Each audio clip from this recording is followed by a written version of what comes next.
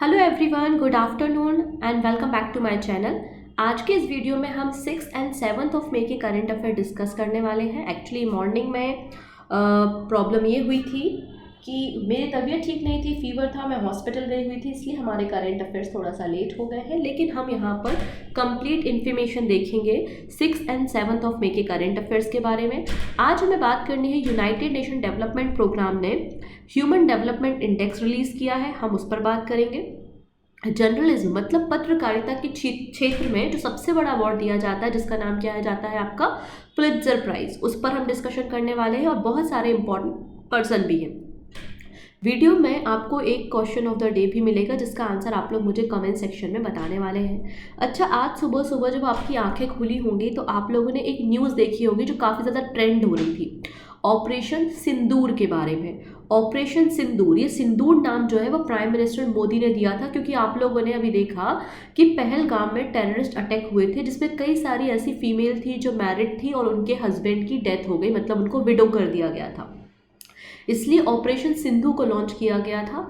और यहाँ पे एलओसी के अंदर जाए बिना पीओके के रीजन में जो 9 टेररिस्ट अड्डे थे, उन अड्डों पे एयर स्ट्राइक की गई है इंडियन आर्मी और इंडियन एयरफोर्स की मदद से। तो काफ़ी ज़्यादा सुर्खियों में है ऑपरेशन सिंदूर। इसके बारे में आपको अभी तक इन्फॉर्मेशन पता चल ही चुकी होगी। ठीक है, चलिए स्टार्ट कर लेते हैं आज के सेशन को। सबसे पहले आज हम वर्ल्ड एथलेटिक्स डे सेलिब्रेट कर रहे हैं एंड 1996 में इस दिन की शुरुआत हुई थी। पूरे वर्ल्ड में जो एथलीट्स हैं, यूथ पार्टिसिपेशन को इंक्रीज करने के लिए हम इस दिन को सेलिब्रेट करते हैं। नाउ अब बात करेंगे पुलित्जर प्राइज के बारे में। अच्छा, आप लोगों ने पीवाईक्यूज तो देखे होंगे, और जब आप पीवाईक्यू देखे होंगे तो आपको यहाँ से क्वेश्चन ज़रूर देखने को मिला होगा अबाउट द पुलित्जर प्राइज। यहाँ से आपको क्वेश्चन देखने को मिला होगा। ठीक है, यहाँ से आपको जनरली स्टैटिक प्रश्न देखने को मिलते हैं, क्योंकि ये कोई नहीं पूछेगा कि पुलित्जर अवार्ड किसको मिला, क्योंकि बहुत सारे अवार्ड डिस्ट्रीब्यूट होते हैं जो इंपॉर्टेंट नहीं है। लेकिन यहाँ से स्टैटिक क्वेश्चन ज़रूर मिलता है कि पुलित्जर प्राइज़ की शुरुआत कब हुई थी, प्राइज़ मनी कब दी जाती है, कितनी दी जाती है, और जर्नलिज्म या किस फील्ड में दिया जाने वाला अवार्ड है। तो पुलित्जर प्राइज़ जो है वो जर्नलिज्म मतलब पत्रकारिता के क्षेत्र में जो प्रेस्टिजियस और अनएक्सेप्शनल कंट्रीब्यूशन करता है, आउटस्टैंडिंग वर्क करता है, उसको पुलित्जर प्राइज़ दिया जाता है। अमेरिका का मोस्ट प्रेस्टिजियस ऑनर है in the field of journalism, जिसको पुलित्जर प्राइज़ कहा जाता है। इस अवार्ड की शुरुआत 1917 में की गई थी by the Columbia University and the Pulitzer Prize board के द्वारा। ठीक है, यहाँ पर एक न्यूज़पेपर पब्लिशर रहे जिनका नाम है जोसेफ पुलित्जर, उनके ही ऑनर में यहाँ पर इस अवार्ड की शुरुआत की गई है, जिसमें $15,000 प्राइज मनी दी जाती है। अब यहाँ पे टोटल इस साल 2025 में कितने पुलित्जर प्राइज दिए गए हैं, तो 23 कैटेगरीज में है, जिसमें 15 जर्नलिज्म में है और 8 आपको books, drama, arts and culture में देखने को मिल जाएंगे। अब हम लोगों को इन 23 कैटेगरी के अवार्ड याद नहीं रखने, मैं केवल कुछ 2-3 नाम बता रही हूँ, वो आप देख लीजिएगा। पहला है, नेशनल रिपोर्टिंग के लिए वॉल स्ट्रीट जर्नल स्टाफ को अवार्ड मिला है, reporting on Elon Musk. International reporting के लिए डिक्लेन वैलिश एंड एनवाईटी स्टाफ को अवार्ड दिया है। और जर्नलिज्म के सेक्टर में आप देखेंगे कई सारे न्यूज़पेपर के जो जर्नलिस्ट हैं, जैसे कि न्यूयॉर्क टाइम के 4 जर्नलिस्ट को पुलित्जर प्राइज दिया गया है। तो ये कुछ इंपॉर्टेंट नाम है जो आपको याद रखने हैं, अदरवाइज बस आपको इसके स्टैटिक याद रखने हैं, क्योंकि पीवाईक्यू में स्टैटिक ही आते हैं। आप चाहो तो पिछले 5 साल के पीवाईक्यू पूजा जन क्लासेस एप्लीकेशन पे अवेलेबल है, आप वहाँ पर जाके देख सकते हो। नाउ बात करेंगे प्रकाश मैकडम के बारे में। ठीक है, Prakash Magdum takes charge as a managing director of NDFC। NDFC का मतलब है National Film Development Corporation. So NDFC के नए आपको मैनेजिंग डायरेक्टर प्रकाश मैकडम देखने को मिल जाएंगे।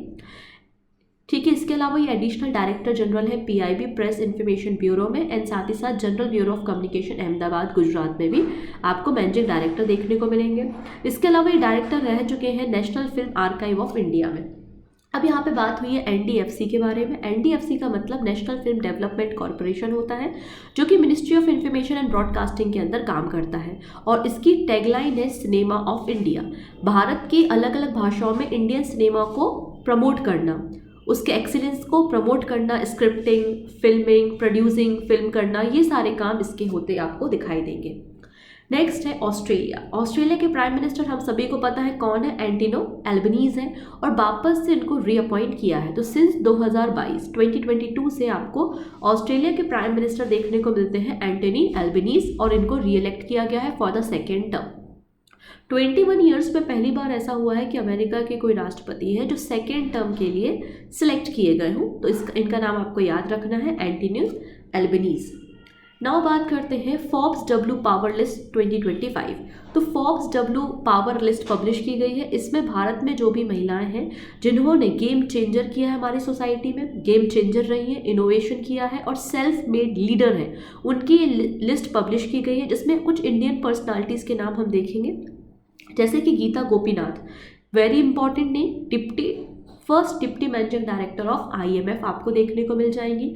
Leena Nair, global CEO of Chanel. Smriti Mandhana, PV Sindhu and आपका मनु भाकर, इंटरनेशनल स्पोर्ट्स के लिए इनको रिकॉग्नाइज किया गया है।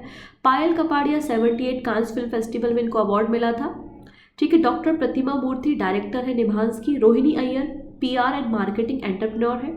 शिफाली गोरदिया, चेयरमैन है डिलॉइट साउथ एशिया की। एंड विशाखा मुले जो कि CEO है आदित्य बिरला कैपिटल लिमिटेड की। इन सभी महिलाओं को यहाँ पे फोर्ब्स डब्ल्यू पावर लिस्ट में फीचर करने का काम किया है। ना बात करते हैं लॉरेंस वोंग के बारे में, जिनका नाम आपने पहले भी सुना होगा। ये सिंगापुर के प्राइम मिनिस्टर हैं और इनको रीअपॉइंट किया गया है। साथ ही साथ अगर आपसे पूछ लिया जाए किस पार्टी से हैं, तो आंसर हो जाएगा पीपल्स एक्शन पार्टी। तो पीपल्स एक्शन पार्टी के लीडर, रूलिंग पार्टी के लीडर लॉरेंस वोंग आपको देखने को मिलेंगे। इनको पहली बार 2024 में प्राइम मिनिस्टर बनाया गया था और वापस से अब इनको प्राइम मिनिस्टर बनाया गया है। ठीक है। Next, this is very very important name, Parameswaran Iyer. Parameswaran Iyer को बनाया गया है IMF बोर्ड का मेंबर। मतलब IMF बोर्ड में इंडिया को रिप्रेजेंट कौन करेंगे, परमेश्वर अय्यर। एक्चुअली देखिए हुआ क्या है, IMF बोर्ड में इंडिया के जो रिप्रेजेंटेटिव थे उनका नाम है KV सुब्रमण्यम। इनका टेन्योर अभी बाकी था, 6 महीने बाकी थे, लेकिन उसके पहले ही इनको टर्मिनेट कर दिया गया। उसके पहले इनका टर्मिनेशन हो गया एंड उनकी जगह IMF बोर्ड के इंडिया के रिप्रेजेंटेटिव आपको परमेश्वरन अय्यर देखने को मिलेंगे। परमेश्वरन अय्यर इसके पहले नीति आयोग के CEO रह चुके हैं, करेंटली एग्जीक्यूटिव डायरेक्टर है वर्ल्ड बैंक के। मतलब वर्ल्ड बैंक के एग्जीक्यूटिव डायरेक्टर के साथ साथ इनको IMF बोर्ड मेंबर में भी इंडिया का रिप्रेजेंटेटिव बनाया गया है और one of the leading figure रहे हैं इंडिया में स्वच्छ भारत मिशन के लिए। नाउ नेक्स्ट है यमन के फाइनेंस मिनिस्टर जिनका नाम है सालिम बिन बैरिक। इनको नया प्राइम मिनिस्टर बनाया गया है यमन का। ठीक है।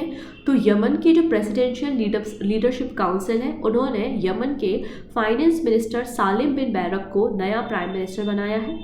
ठीक है। यमन आपको यहाँ पर देखने को मिल जाता है, यहाँ पे होती रिबल्स आपको अक्सर न्यूज़ में देखने को मिलते हैं रेड सी और गल्फ ऑफ अडन में।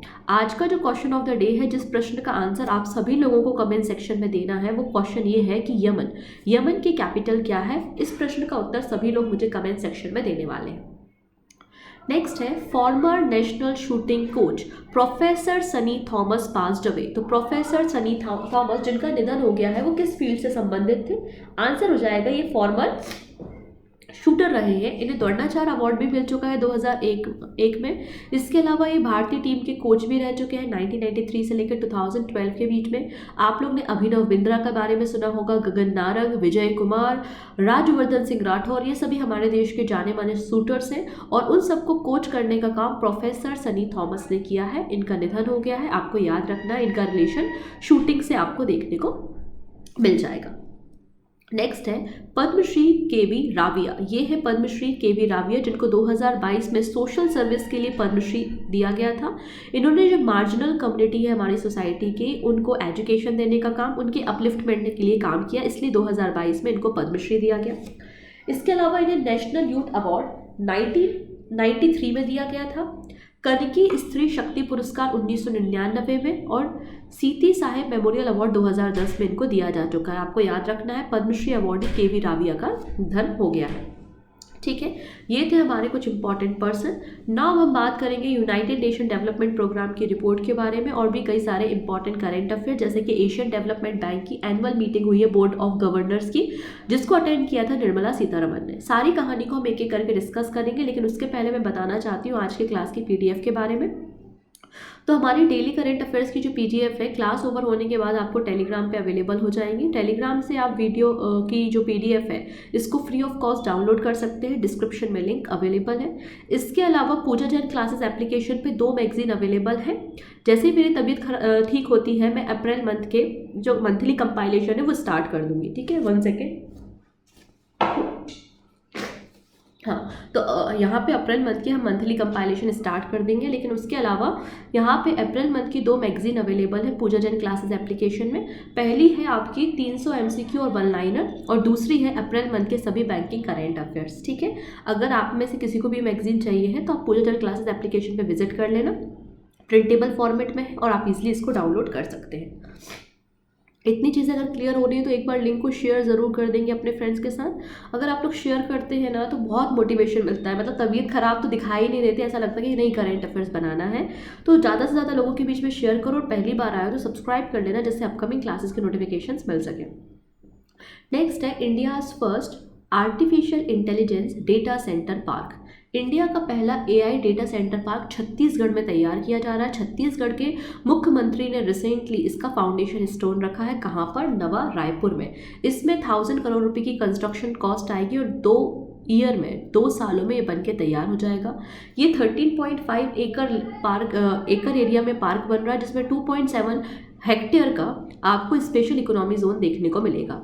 भारत में ही नहीं, पूरे एशिया का जो पहला स्पेशल इकोनॉमी जोन बनाया गया था वो कांडला गुजरात में 1965 में बिल्ड किया गया था।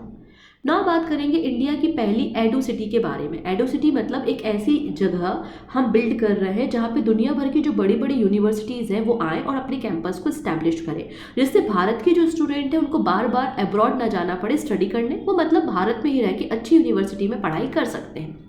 तो इसी तरीके से एडू सिटी बनाई जा रही है नवी मुंबई में।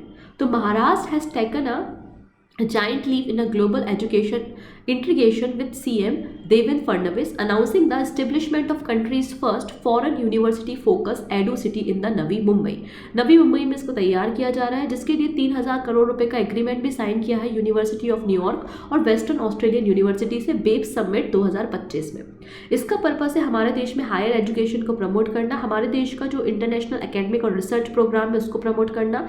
हम चाहते हैं कि एम्प्लॉयमेंट भारत में जनरेट हो और हम ये भी चाहते हैं कि क्वालिटी एजुकेशन के लिए हमारे देश के बच्चों को अब्रॉड या दूसरी कंट्री ना जाना पड़े। ठीक, नाउ बात करेंगे ह्यूमन डेवलपमेंट इंडेक्स के बारे में।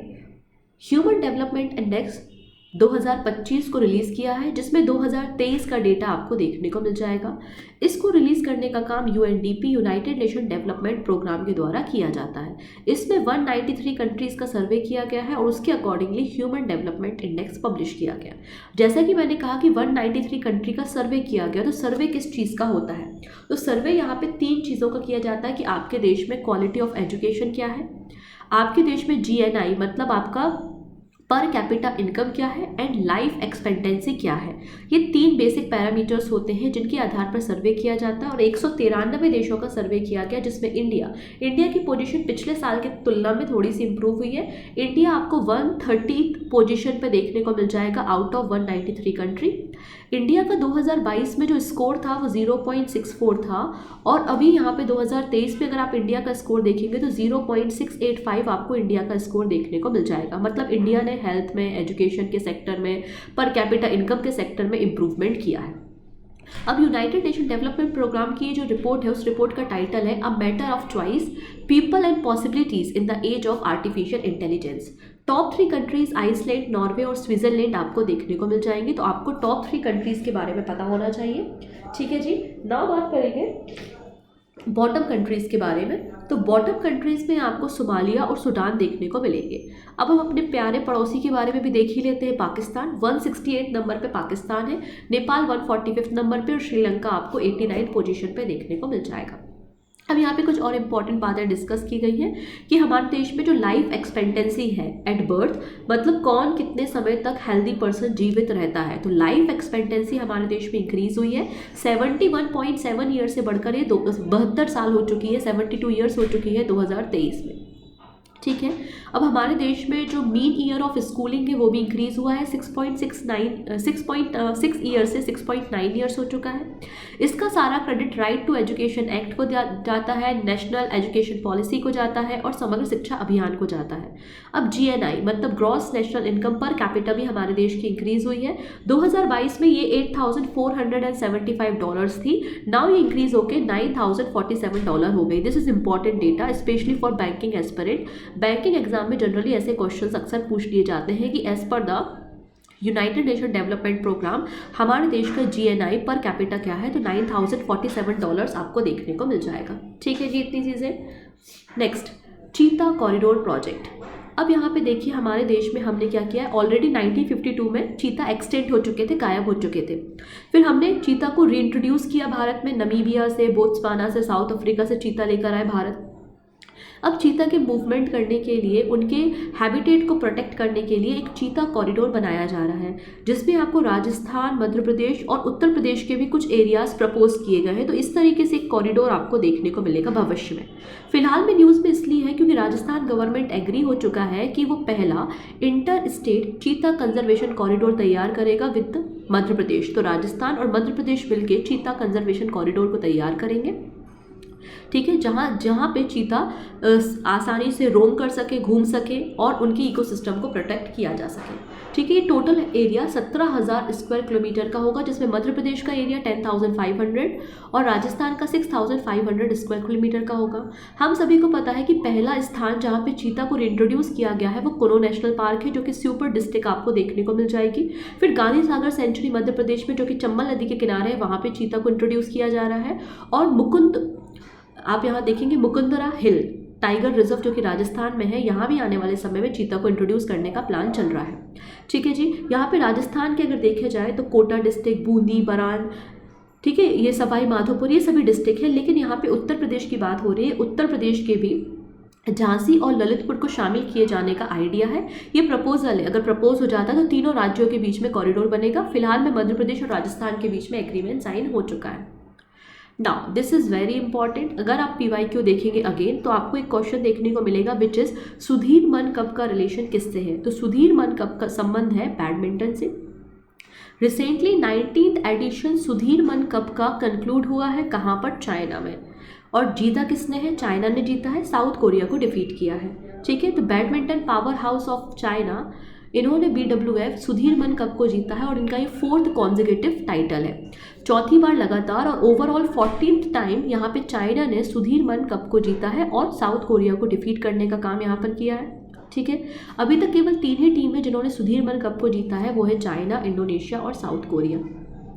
इंडिया यहाँ पे क्वार्टर फाइनल में क्वालिफाई नहीं कर पाई थी, फेल हो गई थी और ये 19th एडिशन आपको देखने को मिलेगा।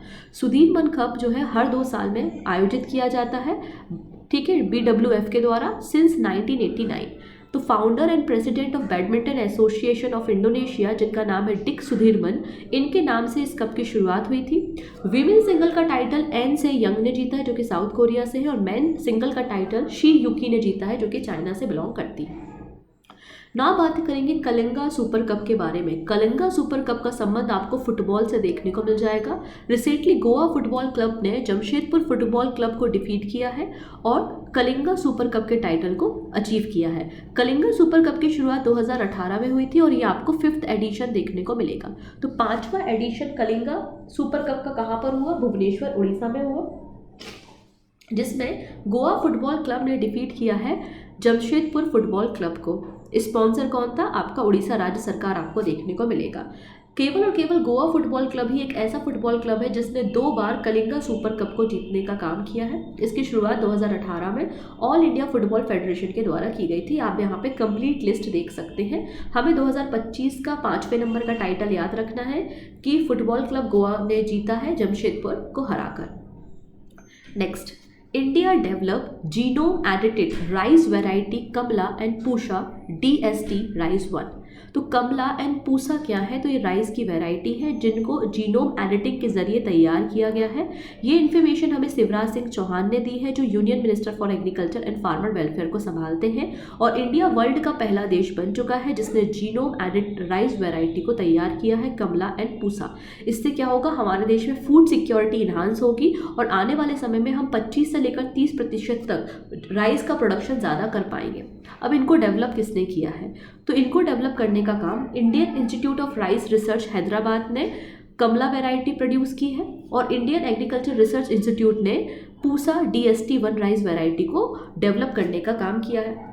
ठीक है, इनका इस्तेमाल अभी जो मेजर राइस ग्रोइंग स्टेट है जैसे कि महाराष्ट्र, कर्नाटका, मध्य प्रदेश, उड़ीसा, झारखंड, तेलंगाना में यूज़ होगा और आने वाले समय में ये कमर्शियली 4 से 5 सालों में कमर्शियली ये वैरायटी अवेलेबल हो जाएगी। इससे क्या होगा, राइस का प्रोडक्शन बढ़ेगा तो फूड सिक्योरिटी भी बढ़ेगी। ये जो नई वैरायटी हमने तैयार की है जीनोम एडिटिंग की मदद से, ये सूखा प्रभावित क्षेत्रों में भी, मतलब इस पर सूखे का कोई असर नहीं होगा, फर्दर इसका ग्रो हम कर सकते हैं। ये दोनों जो वैरायटी है इनका कल्टिवेशन बताया जाता है कि 5 मिलियन पर हेक्टेयर तक ये कल्टीवेशन कर सकती है। ठीक है, और इंडिया जो है वो सेकेंड लार्जेस्ट राइस प्रोड्यूसर आपको देखने को मिल जाएगा आफ्टर चाइना। नेक्स्ट है Nirmala Sitharaman attend 58 Asian development board of governor meeting. तो यहाँ पे देखिए, एशियन डेवलपमेंट बैंक में जो सबसे बड़ी थिंकिंग बॉडी या हाईएस्ट डिसीजन बॉडी होती है वो बोर्ड ऑफ गवर्नर की होती है। एशियन डेवलपमेंट बैंक में 69 मेंबर नेशन है और इन 69 मेंबर नेशंस के जो फाइनेंस मिनिस्टर है उनसे बोर्ड ऑफ गवर्नर बनता है। तो हमारे देश की फाइनेंस मिनिस्टर कौन है, निर्मला सीतारमन है, जो बोर्ड ऑफ गवर्नर की सदस्य है और इसमें पार्टिसिपेट कर रही है। 58 नंबर की जो एनुअल बोर्ड ऑफ गवर्नर की एशियन डेवलपमेंट बैंक की मीटिंग हो रही है वो इटली में हो रही है और इटली भी one of the founding member Asian development bank का है। 57 नंबर की मीटिंग कहाँ हुई थी, जॉर्जिया में, और 59 नंबर की मीटिंग कहाँ पर होगी, समरकंद उज्बेकिस्तान में होगी। नाउ बात करेंगे थीम के बारे में। थीम है शेयरिंग एक्सपीरियंस बिल्डिंग टुमारो।